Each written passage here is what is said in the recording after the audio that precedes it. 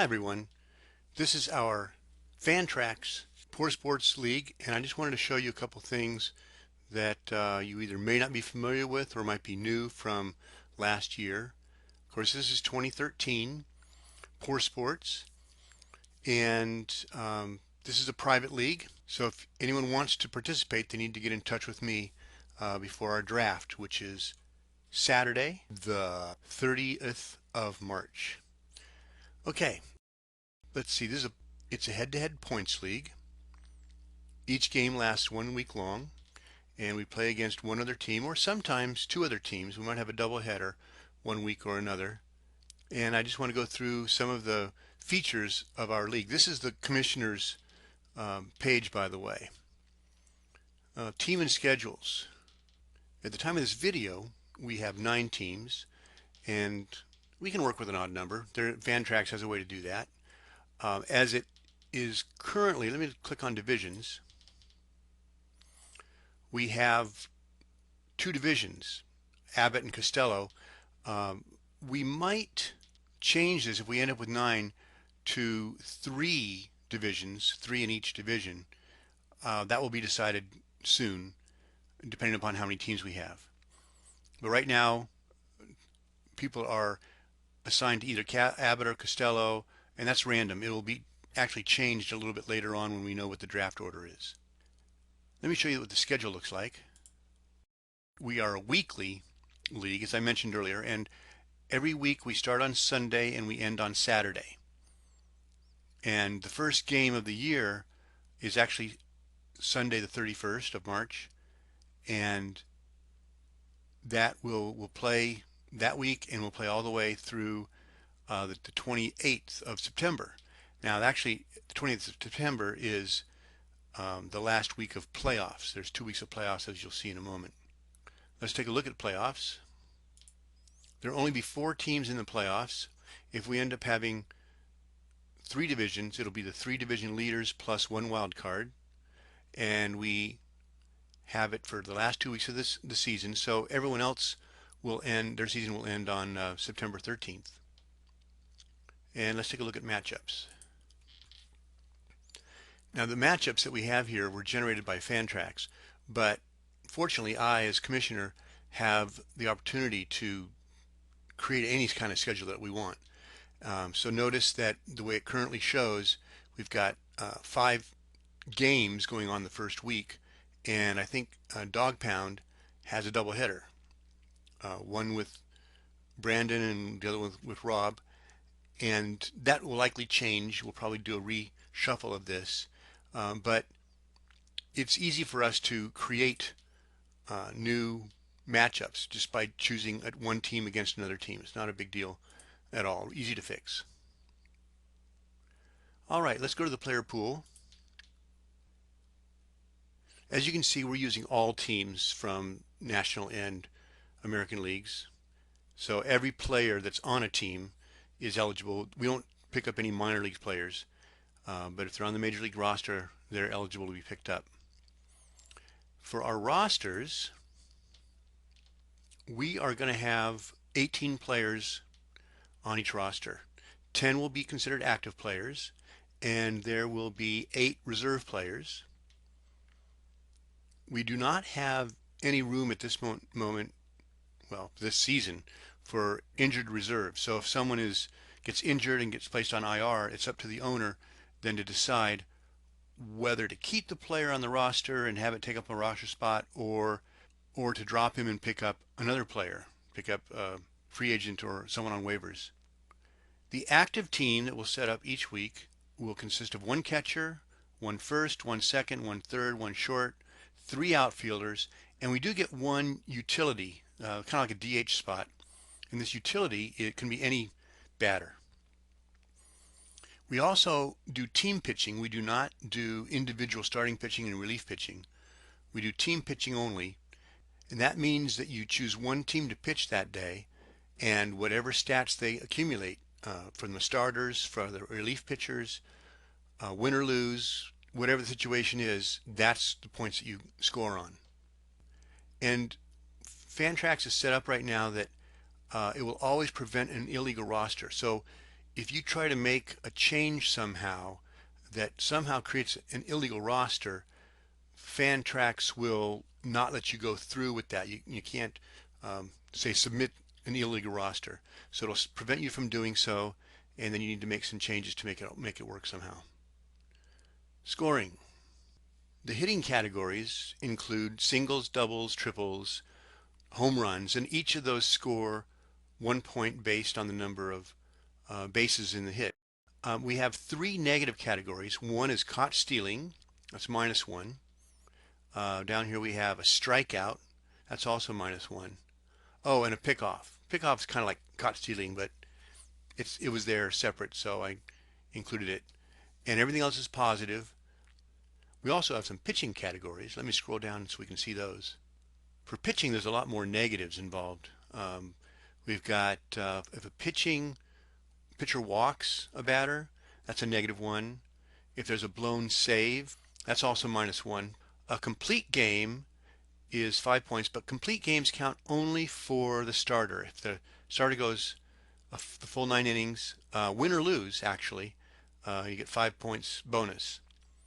Hits are -0.25, so every 4 hits counts as -1, and fractions and decimals are kept, so it's possible to end up with a decimal score because of that. Hit by pitch is a -1. A strikeout, a pitching strikeout, is a +1. The team loss is -5. Here's a big one. This is a bonus. A no-hitter gets a bonus of 20 points. A perfect game gets a bonus of 25 points. Let's see, if you pick off a runner on base, that's a +1. But if you give up a run, that's -1. A shutout is a bonus of 5 points. Used to be 10 points. That's been cut down to 5. Saves are 3 points. Wins are 10 points. So a lot of things are still the same, but just a few changes in the scoring. Okay, let's go to transactions. Okay, the first page of transactions talks about lineup changes. Notice that we can change our lineup every single day. You don't have to. You can keep it the same from day to day if you want, but we're allowed to make daily changes, and that's up to us. No one else can change your lineup. Maybe the commissioner can if you, for some reason, need that request. Lineups become locked at 5 minutes before the very first game of the day. Usually the first game of the day is known ahead of time, but sometimes that will change for one reason or another. Maybe for a doubleheader, all of a sudden someone's playing earlier than you anticipate. So it's a good idea to check the internet or look at the paper or something to find out if there's a change in time, so you know how much time you have to set your lineup that day. And you can always set it up the night before. Not a big deal. Trades. You're allowed to offer any trade to any other team. There's no maximum number of trades or offers. Of course, a trade doesn't even start to become valid until the other team accepts your offer. But even then, it's not fully available because it could be voted out, could be vetoed. Yeah, owners have 2 days to vote, and if we reach up to 4 objections, then it is vetoed. The trade cannot go through. There are no anonymous objections, so if you object, it'll be known. You can, if you want to, though, you can write an email to everyone indicating why you think it should be objected or rejected. By the way, the trading deadline is August 17th. That's about 1 month before the actual end of the regular season, before the playoffs begin. So there's a month-long period where no trades are allowed. Claims and drops. There are no maximums to the number of players that you can add to your team. You can do none in 1 week, or you can do many in 1 week. That's certainly up to you. You're allowed to drop whomever you wish. However, if a team owner is dropping a star player, I mean like a Pujols or something like that, who's not on injured reserve or anything like that, then that could be denied by the commissioner, and that would happen most likely only if I received complaints from some of the other team owners about that. But when you pick someone up, you must also drop someone so that your roster remains at 18 players. Now, if a player is a free agent, it's first come, first serve. So anybody who is on the free agent list, um, their waiver order does not matter whatsoever. Players are placed on waivers only after they are dropped from a team. If they're dropped, then they remain on waivers for a minimum of 24 hours, and the waiver time is processed at 2 a.m. Eastern time every day. um, that that would apply. But so, for example, if someone is dropped, a player is dropped on Tuesday at noon, then he's on waivers immediately until Wednesday at noon minimum, but then he remains on waivers through Wednesday until 2 a.m. Eastern Thursday morning, when actually at that time someone might pick him up off of waivers, or no one does, and so he becomes a free agent. And then anyone can pick him up. That's the only way that we get waiver players. And there is a priority for waivers based on the reverse order of standings. So every week that is reset at Sunday morning, 5 o'clock in the morning. Oh yeah, one more thing about waivers. There's this feature here that says no player waiver churning. And what that means is you can't pick up a player, say at 7 p.m., and then realize that you'd rather have someone else and you drop him at 7:05, and then you pick up the other player. Well, the person you picked up at 7 o'clock does not put on waivers. That used to be a strategy that some could use to disallow others from picking up a player, just kind of keep picking some up and putting them back on waivers and stuff like that. But that's not allowed. So if that happens, then the first player actually wouldn't go to waivers. He would remain a free agent. All right.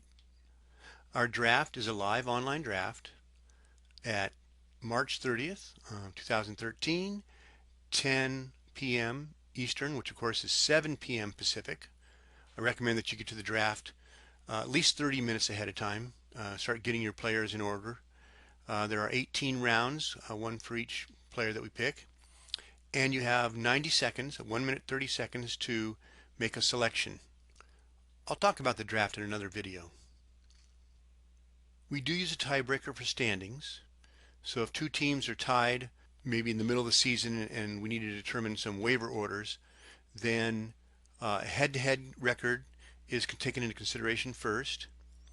But if the record is even, or the teams haven't even played each other, then we'll go based on the fantasy points for the entire season up to that point.